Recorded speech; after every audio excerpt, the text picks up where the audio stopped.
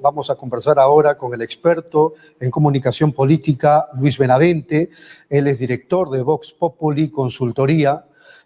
Yo recuerdo a Lucho Benavente cuando era el hombre fuerte de las encuestas, de la Universidad de Lima, ya hace varios años atrás. Lucho, ¿qué tal? ¿Cómo está? Muy buenos días. Buenos días, Rodolfo. Qué gusto saludarlo. No, después de tiempo, Lucho. Bueno, antes de entrar de lleno al tema, aunque no nos queda mucho tiempo, quería una impresión suya sobre el tema en general del trabajo de las empresas encuestadoras cuando abordan el tema político, o sea, la fotografía del momento. Cuéntenos la impresión y la importancia de las encuestas. A ver, es una pregunta un poco difícil para mí. Mi empresa también hace encuestas. Por muchas razones, hace 2 años decidimos no hacer encuestas públicas, principalmente porque éramos conscientes que había un desprestigio de las encuestas o de las encuestadoras o de ambas cosas. Y por más que alguien pudiera hacer un esfuerzo por realizar la encuesta más perfecta del mundo, simplemente iba a dar pie a suspicacia, o sea que mucha gente comente, muchas veces comentarios sin sustento. Le puedo asegurar, Rodolfo, que un buen porcentaje de los comentarios respecto a las encuestas son más por interés político, por reacción emocional, por disgusto con los resultados, y muy pocas veces tienen una solidez metodológica, científica, muy pocas veces tienen un rigor, ¿no? Pero bueno, ante esa situación, Vox Populi decidió no publicar más encuestas electorales. Por cierto, hacemos estudios políticos, sociales, institucionales, empresariales, pero internos, no para publicar. Ahora, la pregunta es un poco complicada porque es muy difícil para mí hacer una evaluación muy objetiva de estudios, cosas que hacen nuestros colegas en el mercado, ¿no? Creo que cada quien tendría que responder por sus investigaciones, por sus estudios.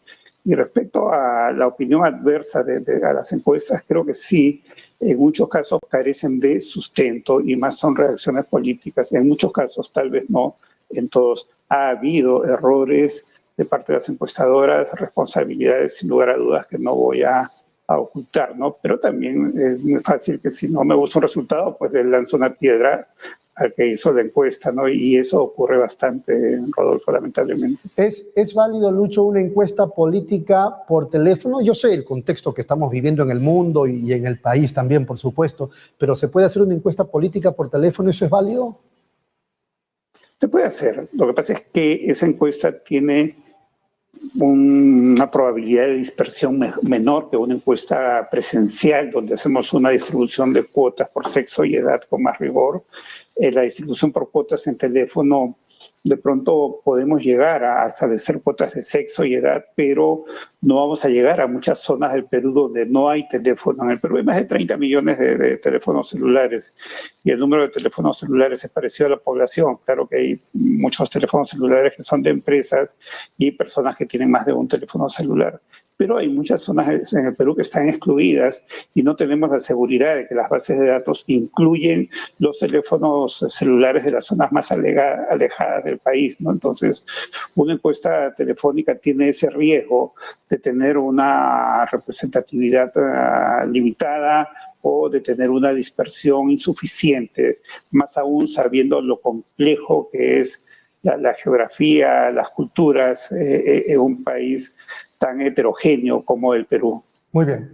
Lucho, Juan de la Puente decía hace algunas horas, analizando el contexto político que vivimos, el tema electoral, etcétera, que como que el centro, digamos, ideológico está medio dormido y más bien se siente el despertar y la labor, el trabajo político de la derecha extrema y de la izquierda extrema, y eso se puede estar reflejando en los sondeos que estamos viendo. ¿Tiene usted o comparte esa opinión?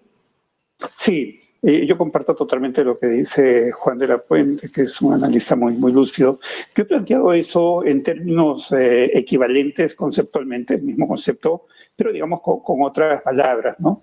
En situaciones extremas de crisis, en esta situación de mucho descontento con las clases políticas en todo el mundo, además ante gobiernos en todo el mundo que no han sabido manejar la pandemia, que han cometido errores garrafales, como es el caso de Perú, sin lugar a dudas. Entonces, ante esa situación extrema, marcada por la corrupción también extrema, etcétera, entonces la reacción del electorado es que hay un aumento de la demanda de radicalismo.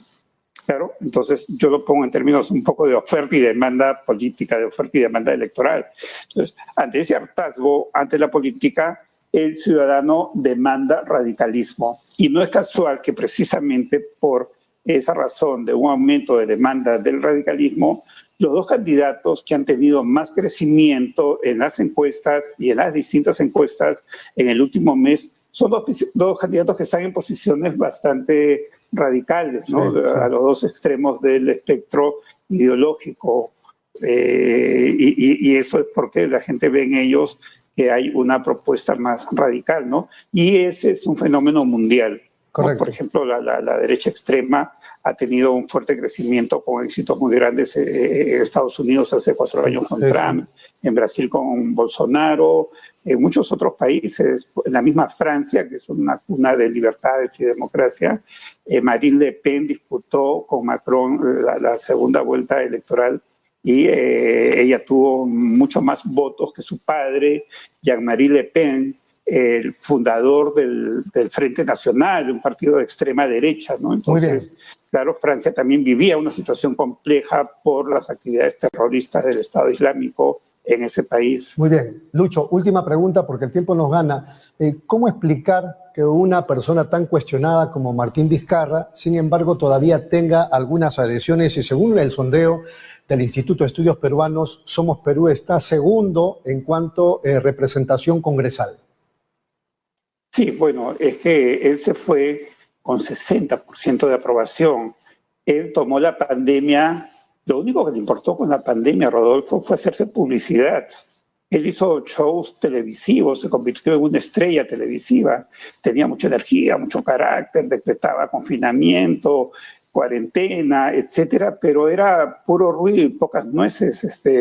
Él nos llevó a que el Perú sea el país con mayor muertes por millón en el mundo, y en Vox Populi lo veníamos diciendo desde mayo del año pasado, y ahora ha sido corroborado por el mismo SINADEF.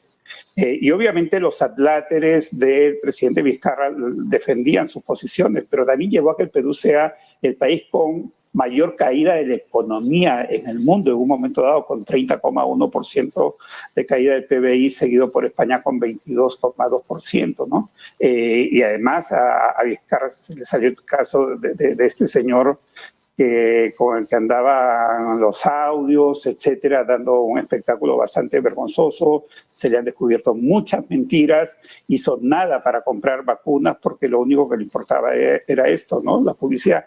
El que había hecho, se había enfrentado al Congreso y creo que de una manera muy irresponsable porque no respetó la institucionalidad del país, aprovechando que el Congreso estaba desprestigiado y era detestado por los peruanos. Eso le valió para subir mucho. Y entonces, ¿qué hizo? Disolvió el Congreso. Y no sabía que un tiempo después el Congreso lo iba a disolver a él, ¿no? Porque es la tercera ley de Newton.